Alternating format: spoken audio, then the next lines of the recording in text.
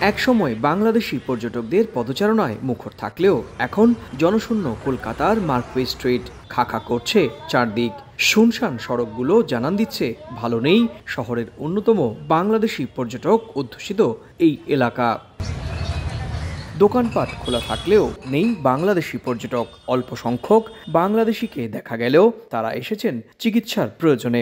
কলকাতা ঢাকা কলকাতা বাস পরিবহন সংস্থার কর্মীরা অনেকটা অলস সময় কাটাচ্ছেন। কোনো রকম দোকান খুলে বসে আছেন মুদ্রা বিনিময় কেন্দ্রগুলোর কর্মীরাও।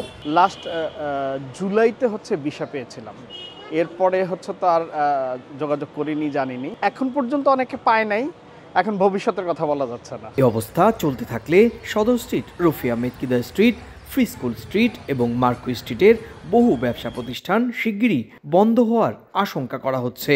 সামনেই পবিত্র রমজান। প্রতি বছর রমজান ঘিরে কলকাতার বাংলাদেশ অধ্যুষিত এলাকার ব্যবসায়ীরা কোটি কোটি টাকার ব্যবসা করেন। তবে এবার পরিস্থিতি একেবারেই ভিন্ন। পর্যটক না আসায় নেই কোনো বেচা বিক্রি। পাশের দেশ বাংলাদেশ ভাইরা সব আসতো, সেরকম ওদের টুরিস্ট মানে ভিসা পাচ্ছে না। হ্যাঁ, ওর লেগে একটু আমাদের ব্যবসাটা একটু কম আছে। একটু ধাক্কা লেগেছে, কারণ এত বছর একটা বিজনেস হয়তো বা হঠাৎ করে যদি একটু খারাপ হয়ে যায় তো খারাপই।